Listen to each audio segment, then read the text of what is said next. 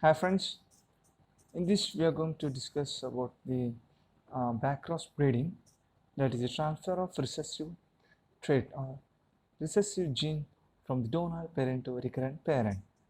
This I am not going to explain the exact procedure, that you will be knowing the procedure by reading by yourself. I will make understand how exactly the resistance gene is transferred to the recurrent parent or yeah, adapted variety. In this they have used donor parent and recurrent parent. That is donor parent, suppose the resistance gene it is governed by recessive trait and the susceptible is governed by dominant genes.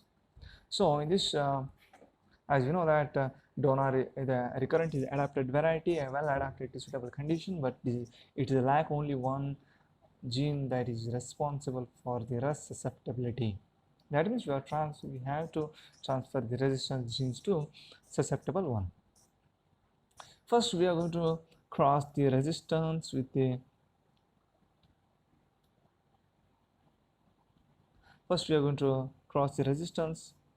and susceptible variety. We are going to get F1, and this all will be susceptible. Please this remember that all will be susceptible, but with respect to transferring dominant trait, all will be uh, resistant. That become easy comparison between the dominant transferring dominant trait and recessive trait.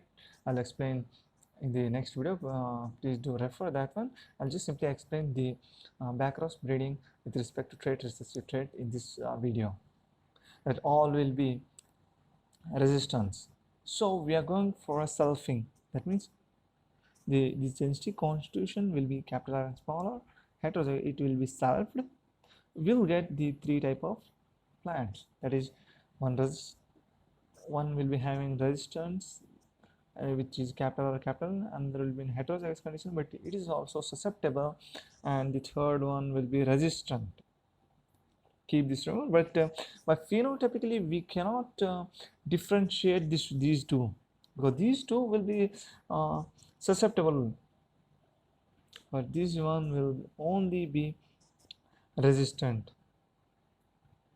These will be discarded, and this resistant plant is again backcrossed with the uh, susceptible one, that is crossed with the susceptible one, because we need to transfer this resistance gene into the susceptible variety.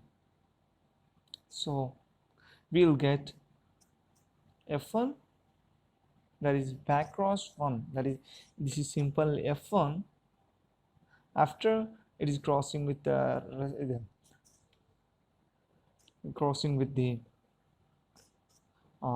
dominant, that is sorry um, resistant one with the susceptible one. We'll get BC1 generation or BC1 progeny. We are going to get the all will be susceptible.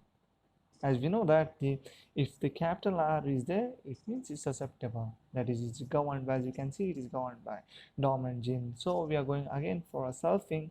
We'll get these three type of plants, and again after screening these things, these will be discarded, or death of this plant will take place, and again we are going to take this one. Again we are going to take this one, and we are going to cross this one with the susceptible one, and we'll get the BC2 generation. All will be susceptible, but all will be susceptible. We are going again for selfing, and again we are going to get the three types of resistant plants will be taken, and those will be crossed with the susceptible. Again this is goes again and again and again up to 6 to 7 generation. After 6 to 7 generation there will be a approximately 100%, 99.99% of recessive trait will be vanished, and the resistant gene will be present in adapted recurrent variety. as we say that the final product will be, it is having all the desirable characters that are having recurrent parents along with the resistant gene for the rust disease. Thank you. Please subscribe our channel. Please do remember that why we are going for selfing, because all will be susceptible, so we cannot select the resistant one, so we are going for selfing. We will get resistant one, so we'll select, and crossing with the susceptible one, again we'll get BC1 generation, all will be susceptible. So again this process goes on. After 6 to 7 generation, we'll get a variety which is well adapted along with the resistant gene for rust. Thank you. Please subscribe our channel.